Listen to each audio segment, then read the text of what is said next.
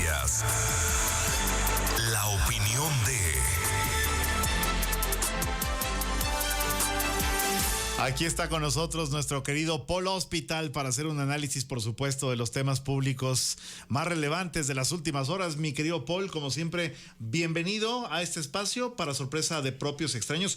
¿Nos acompañas aquí, Paul? Yo pensé que íbamos a hacer algún enlace telefónico. No. Yo siempre vengo cuando es puente. Sí, cuando es fin de semana largo, puente, siempre estoy acá presente. Cuando tengo que estar es cuando lo hago por teléfono, entonces estoy al revés. No, pero me da mucho gusto estar aquí contigo, con nuestra audiencia que hoy nos escuchan más en casa que en el coche, pero no nos dejan de escuchar.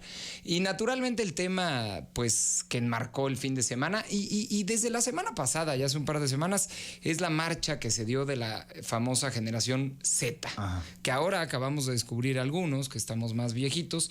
¿Qué es la generación Z, no? Entonces partamos de eso.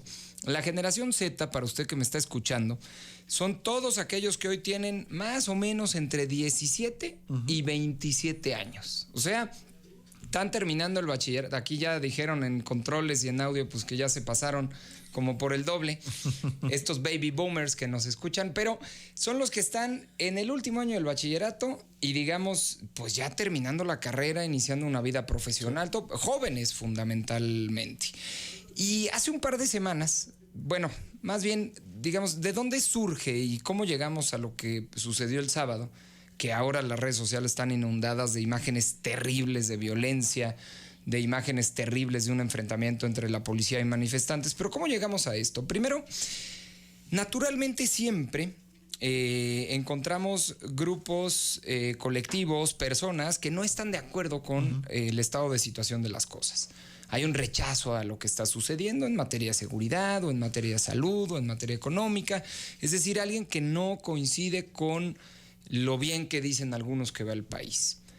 Esto se puede debatir si es del 10%, del 20%, del 30%, 40% o 50%, pero hay un descontento social y hay una parte de la sociedad que está profundamente descontenta. De ahí entonces vienen, me parece, a mi sentir, dos momentos clave que, digamos, derraman este vaso que ya estaba lleno de agua. El primero se da en octubre con el asesinato del líder limonero de Michoacán, Bernardo, quien había alzado la voz una y otra vez, había demandado públicamente, se estaba volviendo viral y estaba teniendo muchos seguidores en todo el país, exigiéndole al gobierno que hiciera su trabajo para que él pudiera hacer su trabajo. Porque les estaban cobrando ya por kilo de limón el crimen organizado, los malandros, más de lo que les resultaba de utilidad al mes. Y entonces simplemente les convenía mejor dejar de producir limón y de exportarlo. O sea, llegó un punto en donde les era más barato no hacerlo que estar pagando por hacerlo. Entonces lo denunció, lo vimos todos de manera pública, enérgica, y lo mataron. Eso fue en octubre. Luego en noviembre vino el terrible asesinato de Carlos Manso en Uruapan, Michoacán. Y me parece que eso es la gota que derrama el vaso, porque Carlos Manso, más allá de su pasado político, hoy era una figura ya de la sociedad civil. Él llega a ser presidente municipal de manera independiente, no traía, digamos, la carga de un partido político, particularmente el PRI, el PAN, Morena, que tendrán sus negativos, sino que se estaba convirtiendo ya en una gran figura, y este movimiento del sombrero que había trascendido ya a Michoacán, porque lo que decía le hacía mucho sentido a la gente en Tamaulipas, en Chihuahua, en Veracruz, en lugares donde sufre mucha violencia. Y lo matan, lo asesinan. Entonces me parece que ese es un punto de inflexión en donde esta nueva generación, esta generación Z, que por su edad pues nacieron ya prácticamente con las redes sociales, a diferencia tuya y mía, que nos tocó ver cómo creaban Facebook. Sí. Ellos pues nacen... que tenemos Hotmail todavía por el hospital. Bueno, no todos, no hables en plural. No, sí tengo mi Hotmail. Pero justamente ellos ya, su dinámica conversacional es la hiperconectividad. Sí. Ellos están hiperconectados con el mundo y con lo que sucede en el mundo. Y ha habido una serie de marchas en el mundo, no aquí al lado, en América Latina, sino en el mundo, que justamente la generación Z ha encabezado. Que por ahí vemos esta bandera que llevan, que es una calaca como con un sombrero, que es de un anime. One Piece. One Piece. Sí. Que tú y yo nunca habíamos visto. Y seguramente muchos de los que nos escuchan, ahora que salió la imagen, pues fuimos conscientes de lo que era, ¿no? por ahí alguien que sí sea generación Z lo entenderá muy bien. Y se empieza a convocar a una marcha, también a través de una red que tú y yo tampoco usamos, que se llama Discord. No sé si tú tengas, pero yo... No, sí, yo me estoy enterando. ¿Para qué sirve? Exactamente. Pero justo eso era lo valioso de esta marcha. Que inclusive las plataformas que estaban utilizando y la imagen que estaban utilizando los jóvenes no son tan ajenas a nosotros que entonces se apropiaron de esta marcha y de esta lucha. Eso le daba un valor enorme a la marcha, porque yo, que me siento joven luego, ni siquiera comprender la bandera que están usando y la plataforma en la que están convocando le da una legitimidad de que sí es su marcha, de que sí es de su generación y de que yo no pertenezco a esa generación. Eso lo entiendo yo, Paul Hospital. Pero luego hay unos tontos allá afuera que cuando se estaba armando todo esto de la convocatoria, se meten. Colgaron. Y entonces hay un señor, por ejemplo, que, imagínate, ya no voy a decir ni su edad, que ganó la presidencia de México antes de que los papás de la generación Z se conocieran, que se llama Vicente Fox. Entonces, Vicente Fox le dice, sí, qué padre la marcha, y entonces convoca a sus seguidores, que será el 2%, ¿va? Pero a que vayan a la marcha, que estén en la marcha y a que vayan en contra de Morena y en contra del gobierno. ¿Por qué? Porque lo que vio Fox y otros tontos actores políticos fue un pequeño espacio de oportunidad para meterse en la conversación pública en contra de Morena, en contra del gobierno.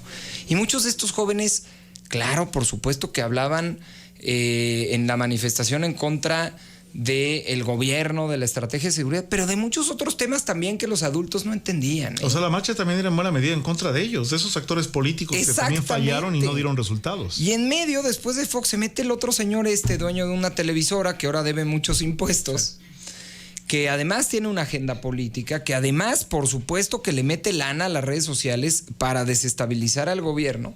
Y entonces se vuelve una mezcolanza muy extraña. Entonces, ¿qué pasa ya después de la convocatoria que me parecía, insisto, muy legítima? Porque ni siquiera nos enterábamos en dónde estaban convocando.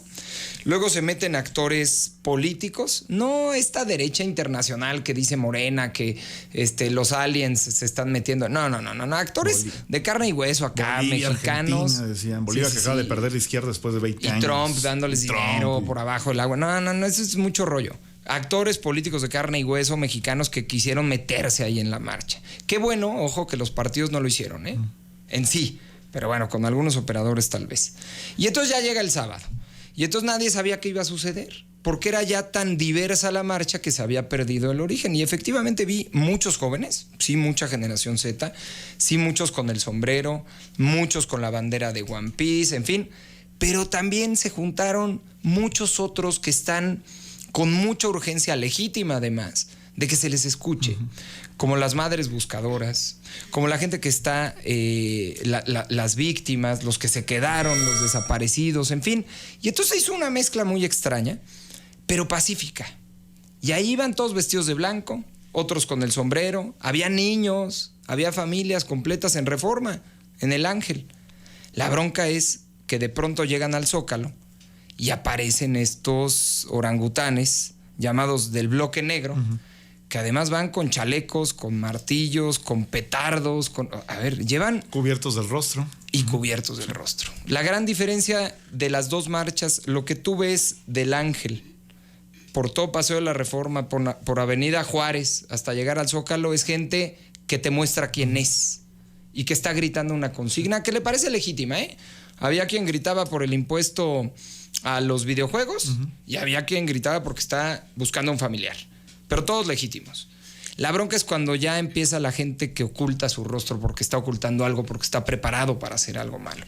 Y entonces se da este conato de bronca, este enfrentamiento en donde también la autoridad me parece, híjole, nos deja unas imágenes que yo nunca pensé ver de un movimiento que llegó al gobierno justamente a través de la marcha y la manifestación pública, Y las imágenes de represión que vimos, sí contra estos del Bloque Negro, pero también contra periodistas. Sí. Ahí está el periodista del País que lo golpearon, le robaron su cámara, su celular. Hay jóvenes también golpeados que tenían el rostro descubierto y nunca pensé que yo iba a ver imágenes de Morena en el gobierno reprimiendo de esa manera a la ciudadana. Bueno, ya dijo hoy la presidenta de la mañana, la vieja confiable, ¿no? Que van a abrir una carpeta de investigación. Pensé que había dicho que era culpa de Calderón.